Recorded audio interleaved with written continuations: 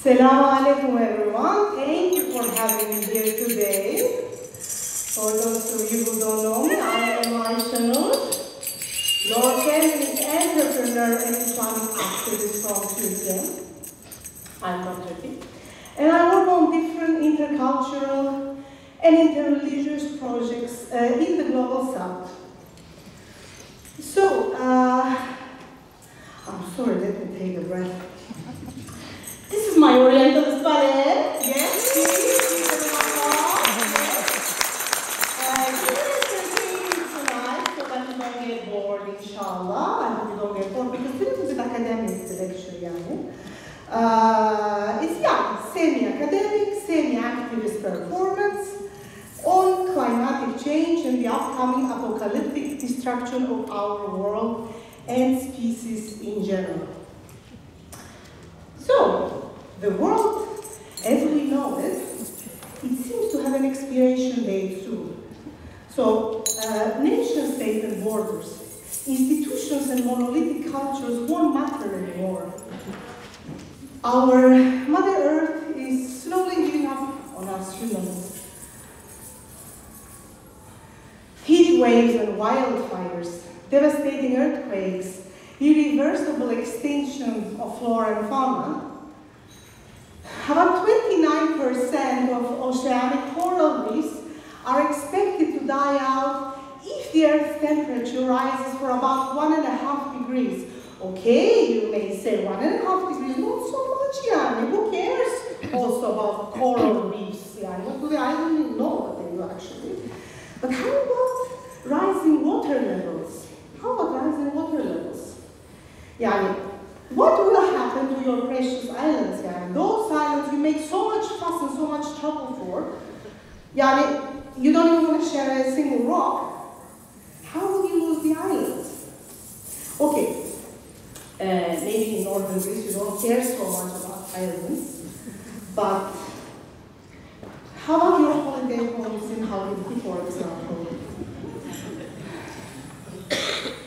Yeah, it is time to understand that it is not your grandchildren, my dear friends, it is actually you. You may one day lose your holiday homes in Halkidiki. You may become a climate refugee. So, the industrialization of global north over the past 2 decades has generated most of the human-induced greenhouse gas emissions. But guess who is going down first in this climatic change crisis? Of course, the vulnerable global south due to lack of resources and money. This is not only a highly political issue, my dear friends. It's a matter of survival for our fabulous southern lands and flamboyant cultures. We, the family of Global South, have to unite against climate colonialism. Is it okay for everybody? Can you see the other titles? I struggle so much to make it. I hope it works for you, Maria. So, I have come today here to propose to you 4 possible political systems based on ancient and contemporary cosmologies of the Global South, with the promise that one of them has the potential to save the planet from the... I'm sorry, I have to...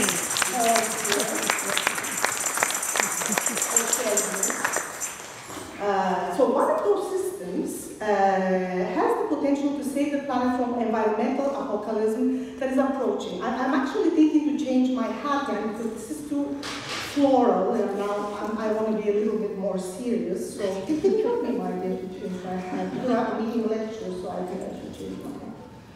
So, is it possible to, or should we just, no? Is it too stable? I'm going to stay with the floral. Yeah, it took so much trouble to find this hat. I found. Sorry. Okay, I think I found. Ah, işte. How can you help me? Is it straight? Yes. Thank you. Çok teşekkür ederim. Tamam. Yes. What was I saying? Yes, today I came here with 4 possible political systems based on ancient and contemporary cosmologies of the world, with the promise that one of them has the potential to save the planet from the environmental apocalypse that is approaching. So the first political system that I will present to you today, I didn't move it. Yes. The first political system I'll present to you today, it's a theocratic monarchy. So let's be honest, human rulers often make terrible mistakes. So what if they could be replaced by a higher power? What, for example, if they could be replaced by a god? It might sound strange to us. We're living in a world of seeming democracies, but there are also those who believe that God should be the source of political power. So, how about a vegan, anti-capitalist, feminist matriarchy? So one woman will rule us, an almighty matriarch, a supreme leader, who will operate as an earthly deity, who will be divinely guided and anointed by the gods to rule us. So the premise of this political system is to believe the eco-political spiritual message of the matriarch.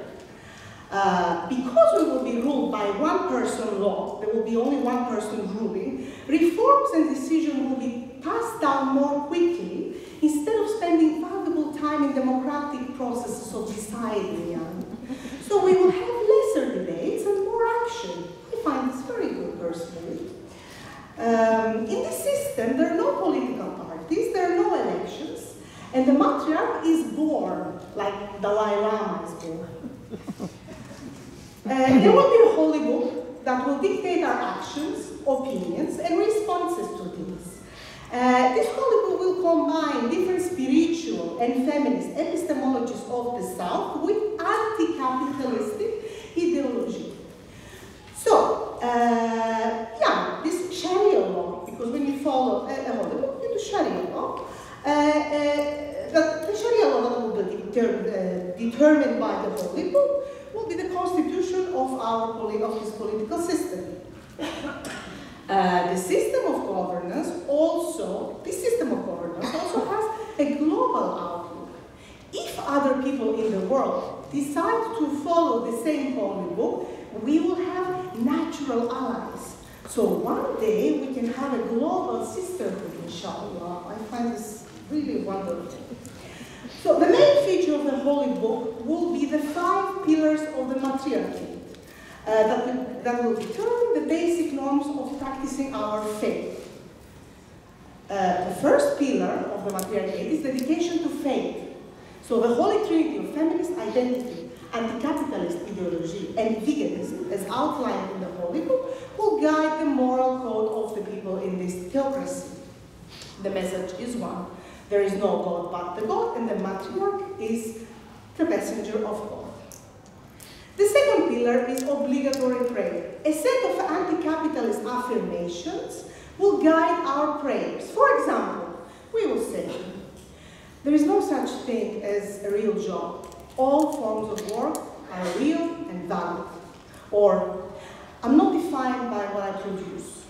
Or, doing nothing is good for my soul. The third pillar is permanent fasting from animal products. This system adopts veganism through the beautiful Hindu religion, also very democratic religion, and sees animals as sacred entities. Pillar number 4 is compulsory giving. So in order to achieve self-purification in this system, where women have a divine status, social service has to be contributed towards the needs of women, such as washing clothes, diapers of babies, for example, and helping mothers. The 5th pillar is pilgrimage. For the purposes of pilgrimage, labor permaculture farms will be established, where the disciples of the matriarch will test their mental and physical limits, and so they will prove their dedication to the holy matriarch. The humans of this political system will be saved because they will be created in the image of God. So this political approach guarantees you the resolution of climate crisis, since you will follow a God who is environmentalist. The second political system I will present today to you is a meritocratic oligarchy. In this system,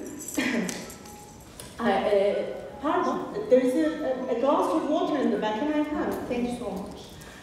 In this system, only those few truly good people who have the merit and expertise about the environment will rule. Those who will rule are a small group of post-humanist, techno-ecologists, queer scientists. Thank you so much.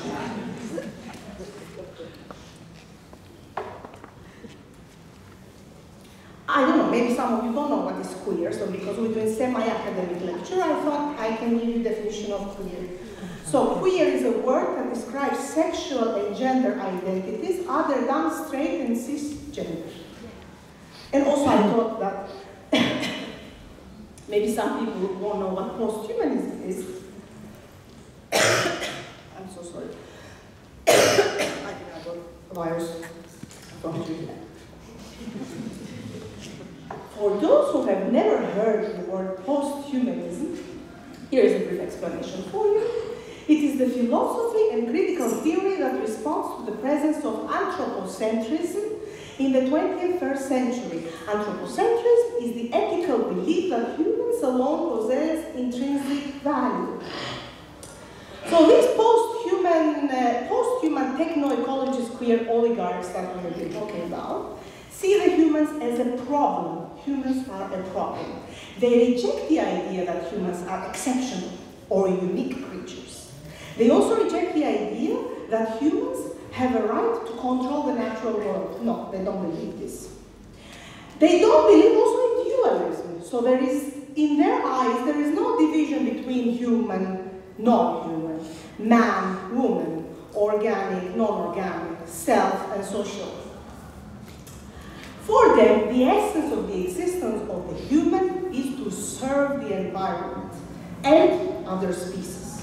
And eventually, those humans will have the merit to succeed to transcend their human nature and be a little bit human, a little bit plant, a little bit machine.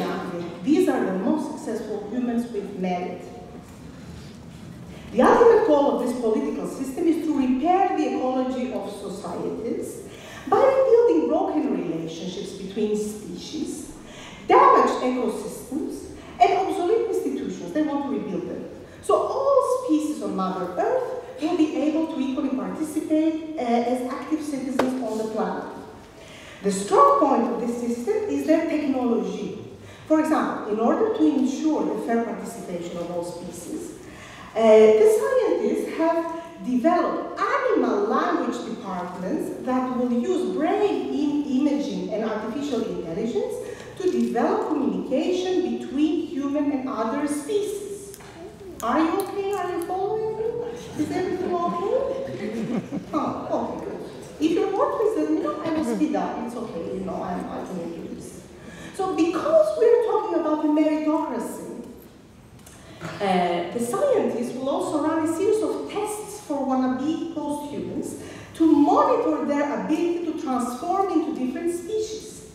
Those who won't pass the tests will be doomed to be less than post-human, a low status in society that will not be able to evolve into the post-Anthropocene era and eventually become extinct. Very sad. The third political system I will present to you today is an indigenous self-determination model that calls for reclaiming of land and developing a respectful and reciprocal relationship to land. This system is called ultra-localist, anti-global green tribalism. The people who live in this system have had a very strict border policy and no contact to the outside world, especially with Western globalized societies, because they desire to remain purely indigenous and uncorrupted. They are sick and tired of being dismissed for the ways they know and interpret things, the ways they provide meaning to their existence and run their lives. So they decided to reject globalization, and they don't mind at all that they don't have chocolate or coffee to eat. They survive on their local product only. In this system, there is no identity politics. So no patchwork identities, no postmodern sharp distinctions and nuances between categories, no pick and choose for your identity. In this closed, deglobalized society, you are seen as part of a larger ecosystem in the service of the land and the tribe. Your individual concerns and psychological quests and issues are of no importance. You are a soldier of the earth, a child of the tribe, and this is your life destination and your unnegotiable identity. So last but not least, I will present you with a system that is very close to my heart. It is a form of government I have envisioned and planned for many, many years, especially for our geography here in this region that we are at the moment. My proposal takes as a premise the fact that people in this geography we live in are intrinsically connected geographically, culturally, tectonically, but we're also connected through unhealed trauma. Meaningless wars, imagined national hatreds, brutal colonial population exchanges and separations from each other and from our lands have caused us deep trauma. The colonial nation states further traumatized us by forcing us to destroy our wholly natural Oriental spirits and assimilate into modern, monolithic, solid versions of ourselves by forgetting our languages, our dances, our practices, and our visage.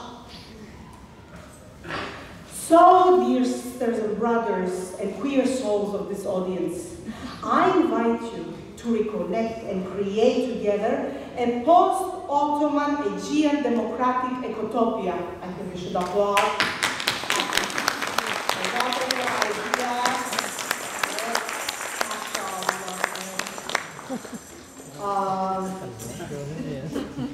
We need to release ourselves from the colonizing project of civilization and experience our beautiful Oriental cultural fabric of the region to its fullest without Eurocentric guilt, in harmony with our blessed Aegean and Anatolian ecosystems. So here is some policies I have come up with for this ecotopia. We can discuss them, of course. Policy number 1, there will be abolition of national borders and establishment of federalism. So each federal regional community of the ecotopia, each federal, thank you so much, I'm very happy to hear that. So each federal regional community of the ecotopia will be able to sustain its ecosystem and simultaneously develop its local characteristics such as local vernaculars and local dressing code. Policy, I'm sorry, this is, yeah. Okay, this, what's wrong here? Did I change something? No? Okay. Anyway, policy number 2, something happened to the slide. Anyway, it's okay. Policy number 2, polyideology. The people of the ecotopia will practice poly-identities. And if they want, they can also become identity swingers. So let me give you an example to clarify. Hagia Sophia, for example, will be turned into a poly-spiritual space and will operate one day as a mosque.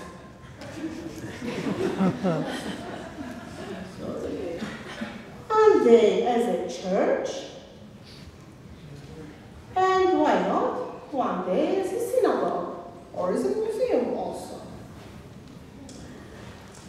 So people will be able one day to be Muslim, one day to be Christian, one day to be Jew, one day to be tourist. Yeah. We will have a chance to live beyond the Eurocentric monolithic policies that so strictly have defined our spaces, faiths, and identities. So, policy number 3. I'm sorry you don't see the Greek translation here. I mean, anyway, something happened there with the Nisa. So, this ecotopia can span, my policy number 3, I'm sorry, circular exchange economies. So, this ecotopia can span from the Balkans to Northern Africa and from the Ionian Sea all the way to Azerbaijan. In order to maintain long-term ties between the different federal regions, we will establish an exchange economy. For example, and this is very exciting now, Azerbaijan can provide free natural gas for the federal regions of Greece. You will get free natural gas, not only for a year, but forever. In the spirit of exchange economy, Greece, in its turn, can open its door to Azeri tourists for summer season, for example. For sustaining their ties, all representatives of regions of ecotopia will undertake a symbolic, dangerous journey every year from the sea in order to exchange gifts. This way, the agreements between the federal regions will be renewed and the convivial familial ties will be sustained. For this purpose, we will use the military ships we already have. So now we're going to policy number 4. In order to deal with extremist and reactionary people, there will be a decolonial population exchange. Again, but this time it will be decolonial. We will not do again the same mistakes of our fathers. We will send all the reactionaries to Western European states and US to find good jobs, and we will receive from the West lazy European people whose spirit fits well with our own spirit, and with our money they can come, of course. People who are interested to join our project and understand our spirit. So this way we can also raise funds. Of course, I have said the last policy, the best policy for the end. My dear sisters, brothers, and queer souls of the audience. Policy number 4 is recognition and compensations. This ecotopia is a gift for you because you will be able to repatriate and reclaim your right to your lost lands in Turkey. You can also rename all the cities if you want.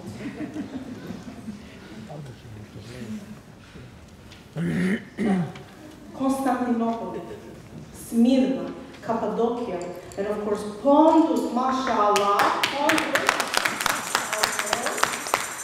among others, will be given back to you. And you will be able to reclaim your relationship to your ancestral lands. Mashallah. So, after having presented you with the 4 undeniably beautiful possible options, how did you find them? Can I hear your reaction? You're sitting here, I haven't heard any reaction.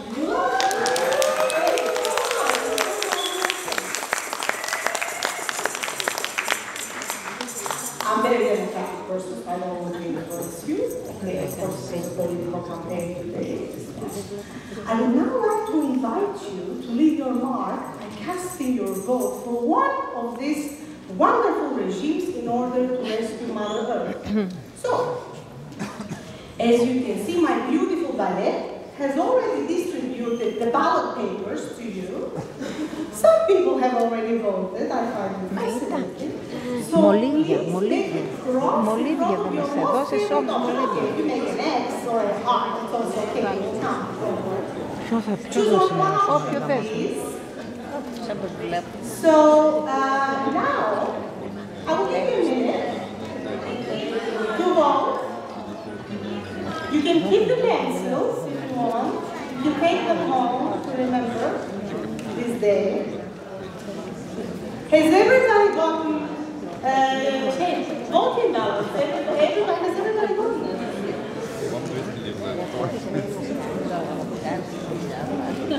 Please choose wisely.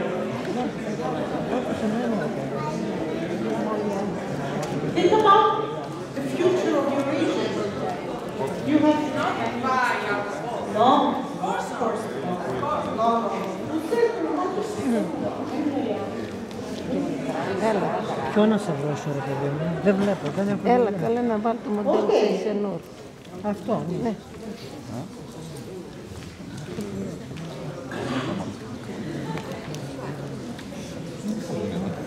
Yes, you can keep to write your notes in academic lecture.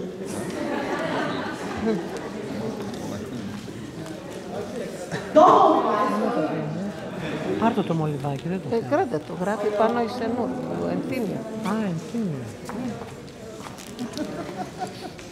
Okay, I would like to have volunteers.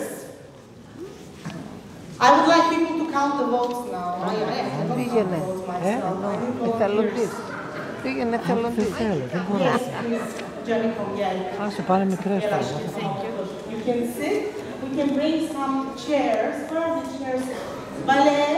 Where are the chairs? Anybody else who is volunteering who would like to count votes?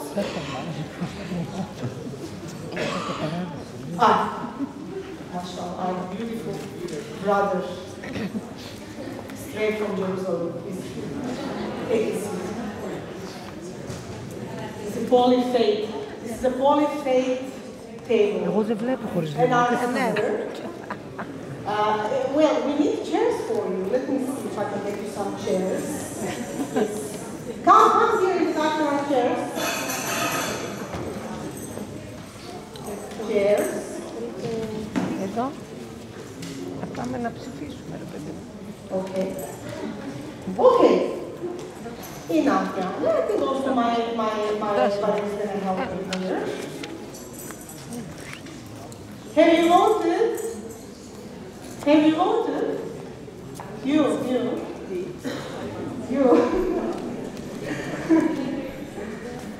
Okay. Okay. Okay, now we stop voting. All those who voted. We don't have the whole night with us.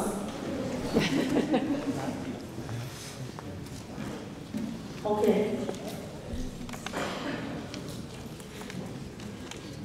Come on, you don't need to put in here.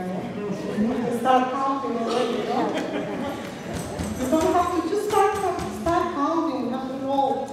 So, okay, Stefano, now, because I don't want to bore you, there will be show so that you don't wait just like that until we count the votes. Σε χρηματοδοτεί ψήφος και Stefano, πράγμα. now, when I tell you to put the second song, I think you don't need to do this. Yeah, I know this. Αυτό πραγματικό είναι. Όχι καλή πλάκα. Πώς δίνουν λεφτά για να Ναι, ψηφίσουν. κατάλαβα.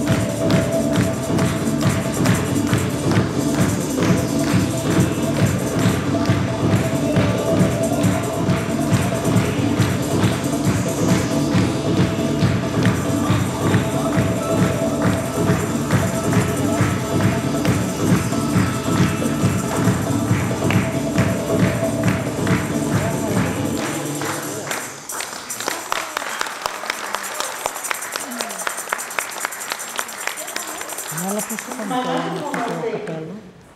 Ασκούρας. Okay, I'm going to my position. Ασλούκ. Ασλούκ. We have the results. I'm very excited.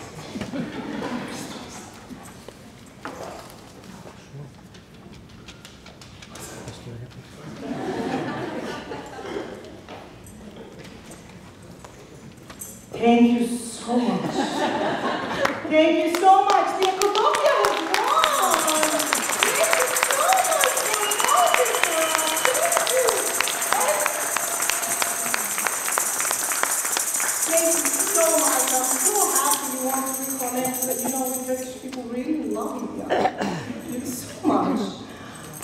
And like every proper Turkish politician, I will celebrate this victory with a dance from the Black Sea region.